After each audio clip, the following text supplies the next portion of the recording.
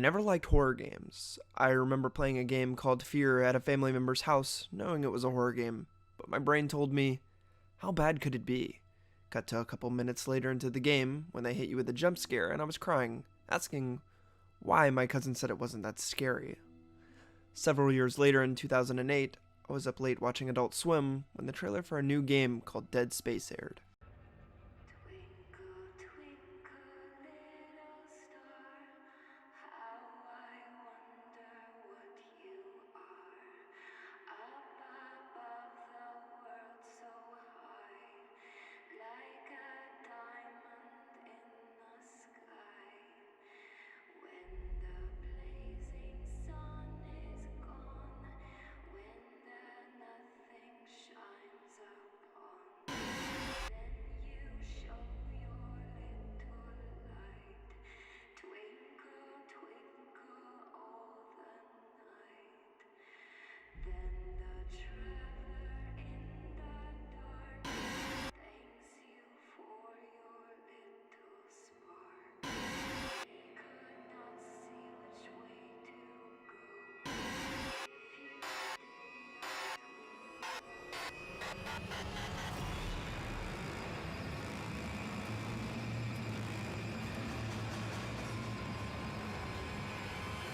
It was creepy, and I knew that was a game I was never going to play.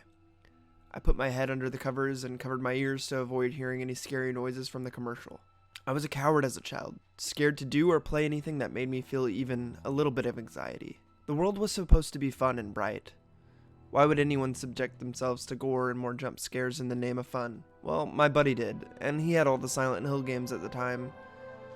And so of course, when I went to his house only to discover he had gotten this new game, Dead Space, and he wanted me to see what it was about, I was morbidly curious, but I had a friend with me wanting to experience this. He was already a few chapters into the game and had acquired a weapon called the Ripper. He began showing me in fine detail just how it worked. That the monster, or necromorphs, were now being eviscerated by the Ripper, chopped up into pieces. They were no longer a threat, and that in turn made them less scary. Part of me was curious but still scared. I could play the game, but not without my friend by my side. Many years had gone by, and it was now 2011.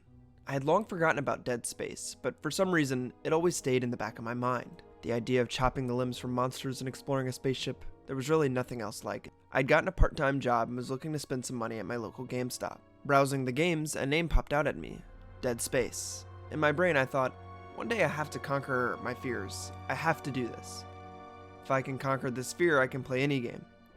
I could finally try out the Resident Evil or Silent Hill series, or even that game PewDiePie is playing, Amnesia. In that way, Dead Space was kind of a gateway drug for horror games for me. It opened up a scope of possibilities in games I could play if only I could conquer Dead Space. So not only did I purchase the game, but also the best possible Turtle Beach headphones. I got home and waited until nighttime, booted up the game, put the headphones in, and heard the eerie screech of the main menu. The hair stood up on my neck. Clicking a new game, medium difficulty, because it has to be a challenge, right? And my journey to save Nicole began. Welcome to the video, everyone. My name is Manly Dogs, and today I want to talk to you about the original Dead Space and the new Dead Space remake. I want to start by saying Dead Space is one of my favorite games of all time. This isn't a review to say whether the remake is good or bad, but I just want to talk about what it means to me in 2023 as an adult.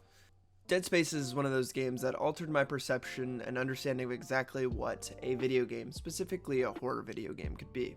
If you leave a like, comment your thoughts on the Dead Space remake, and consider subscribing, I would greatly appreciate it. I know there are a ton of YouTubers you already are probably watching, and to ask for your time is a lot, but I just hope you consider it.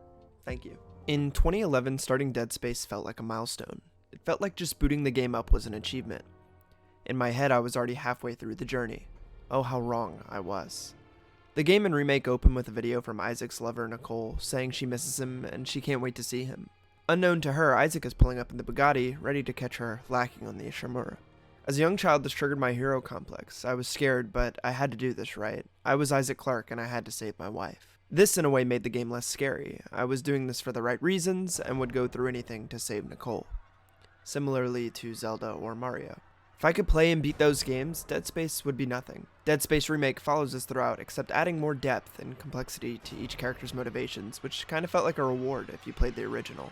It reminds me of the FF7 and FF7 remake. As someone who played the original, you're rewarded greatly for your investment into the original.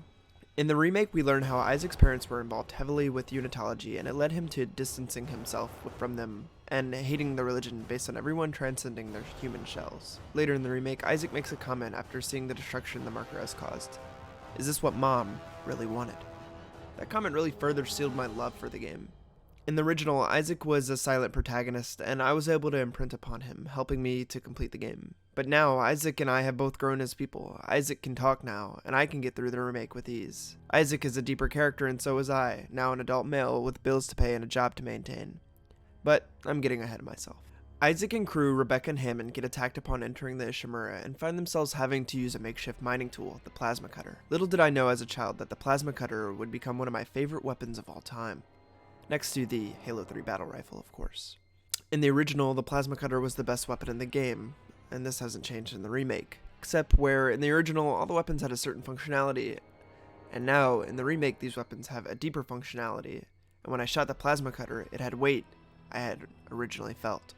It felt like a tool, like at any moment this weapon could break, but by landing my shots and cutting the limbs off of creatures, my bond with this weapon would only grow stronger. This bond extends to the other returning weapons in the remake, also, who are functionally different. The pulse rifle used to have a useless AoE, now it shoots a mine. The flamethrower now shoots an impassable wall of flames.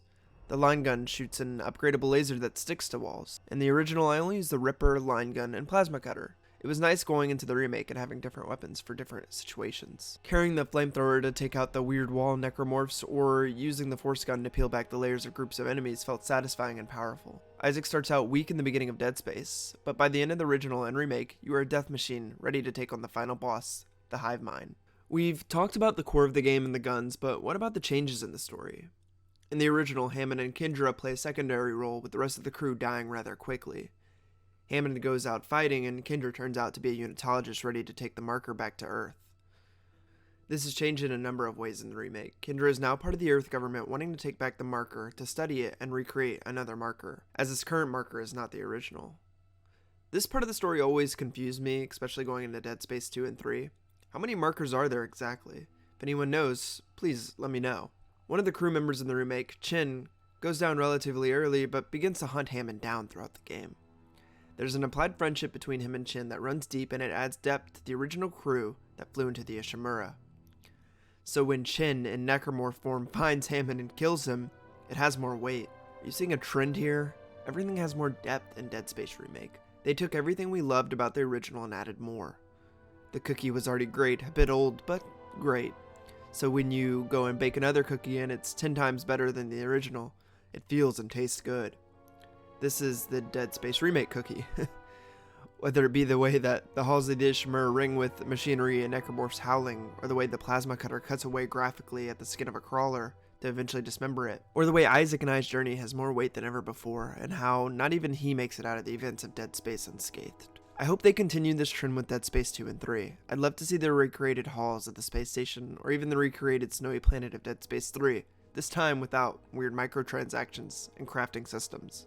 Dead Space changed me as a young child. Yeah, it sounds a bit fucked up how a game about surviving a horde of necromorphs affected me on a mental level, but I overcame a fear.